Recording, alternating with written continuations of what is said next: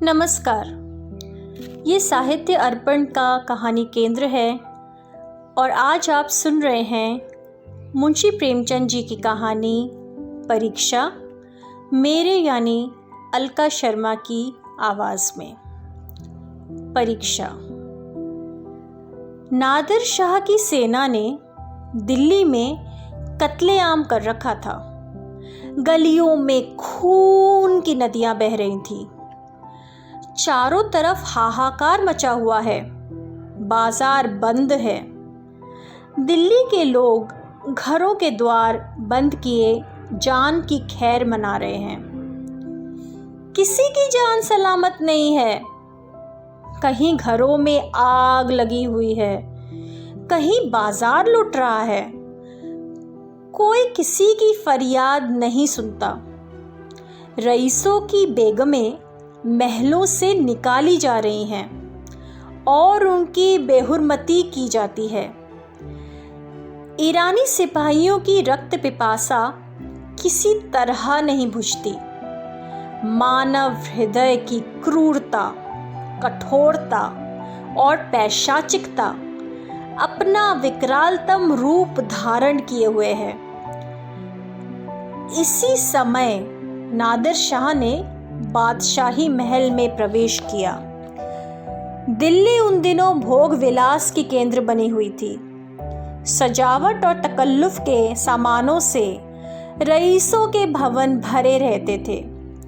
स्त्रियों को बनाव सिंगार के सिवा कोई काम न था। पुरुषों को सुख भोग के सिवा और कोई चिंता न थी।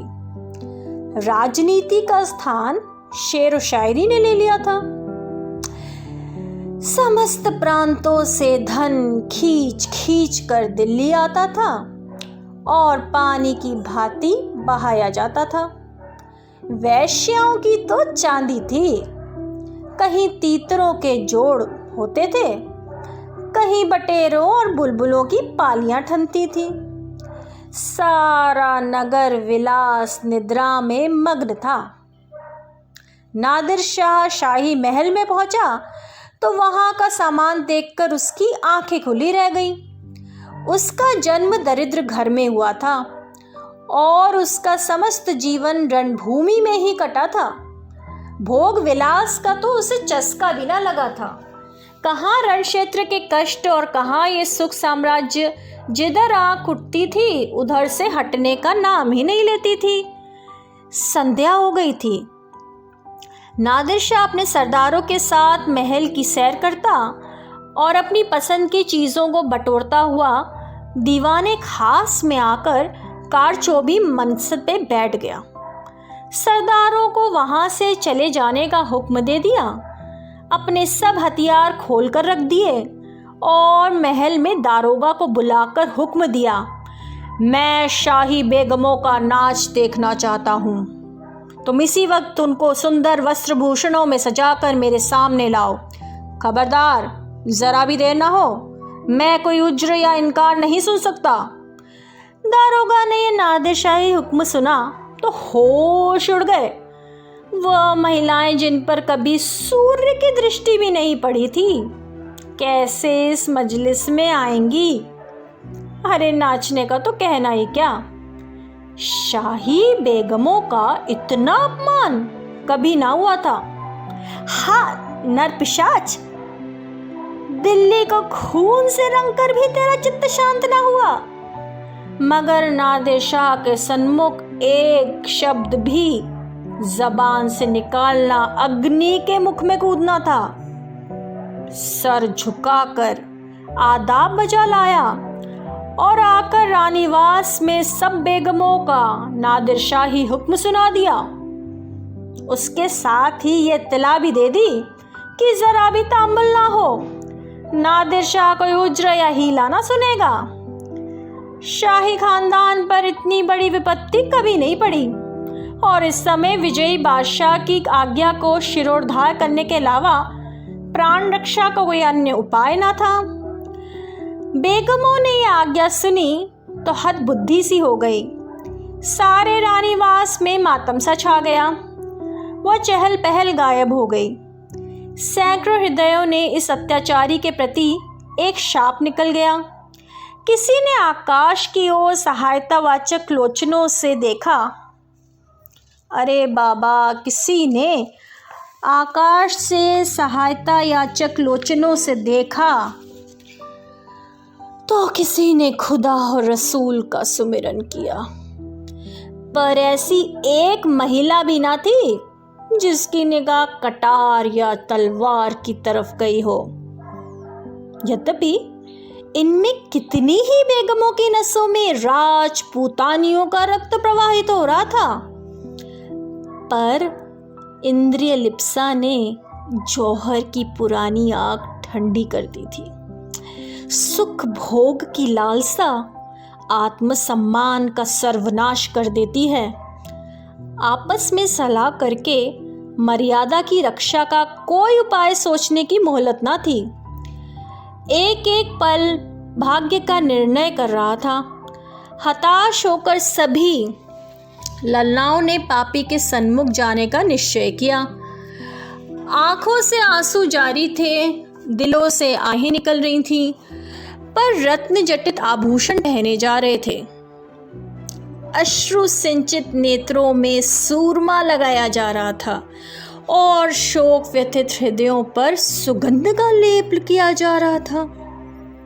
कोई केश गूंदती थी तो कोई मांगों में मोतियां पिरोती थी। एक भी ऐसे पक्के इरादे की स्त्री न थी जो ईश्वर पर अथवा अपनी टेक पर इस आज्ञा का उल्लंघन करने का साहस कर सके।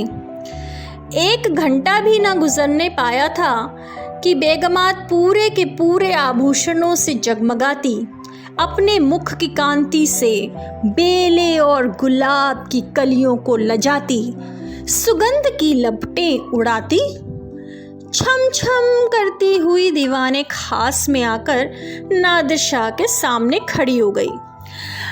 नादिर शाह ने एक बार कनखियों से परियों के इस दल को देखा और तब मसनद की टेक लगाकर लेट गया।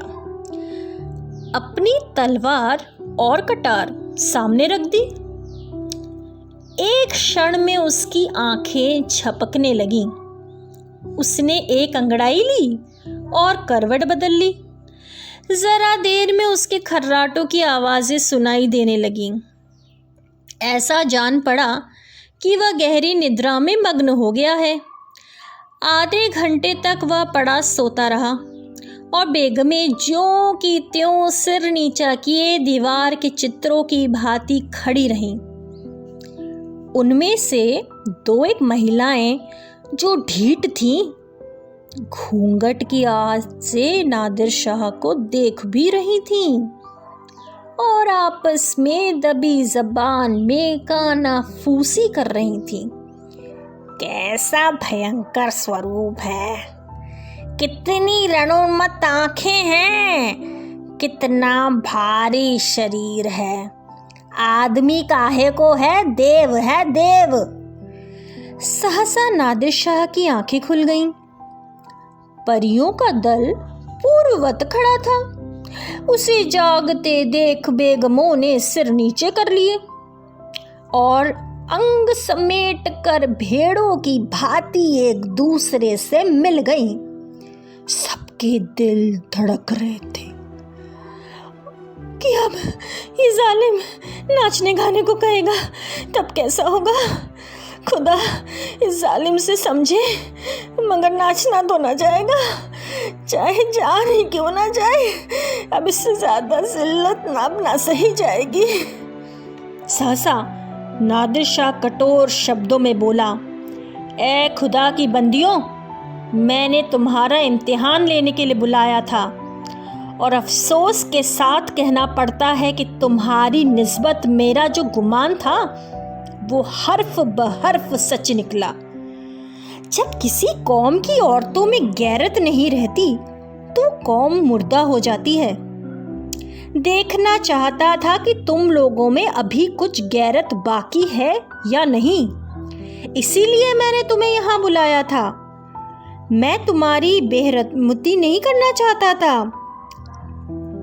मैं इतना ऐश का बंदा नहीं हूँ, वरना आज भेड़ों के गल्ले चरा रहा होता।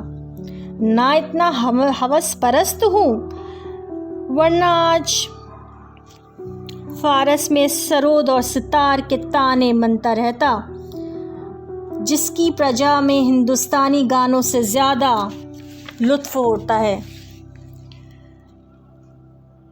मुझे सिर्फ तुम्हारा इम्तिहान लेना था। मुझे देखकर सच्चा मलाल हो रहा है कि तुम में गैरत का जौहर बाकी ना रहा। क्या ये मुमकिन है? क्या ये मुमकिन ना था कि तुम मेरे हुक्म को पैरों तले कुचल देती? जब तुम यहाँ आ गई तो मैंने तुम्हें एक और मौका दिया। मैंने नींद का बहाना बनाया, किया। क्या ये मुमकिन ना था कि तुम में से कोई खुदा की बंदी इस कटार को उठाकर मेरे जिगर में चुभा देती?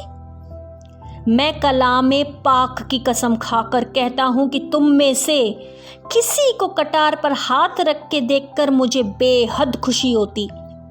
मैं उन नाजुक हाथों के समान के सामने गर्दन झुका देता।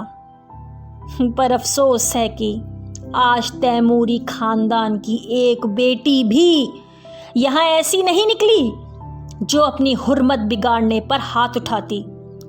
अब ये सल्तनत जिंदा नहीं रह सकती। इसकी हस्ती के दिन गिने हुए हैं। इसका निशान बहुत जल्द दुनिया से मिट जाएगा। तुम लोग जाओ और हो सके तो अब भी सल्तनत को बचाओ, वरना इसी तरह हवस की गुलामी करते हुए दुनिया से रुखसत हो जाओगी।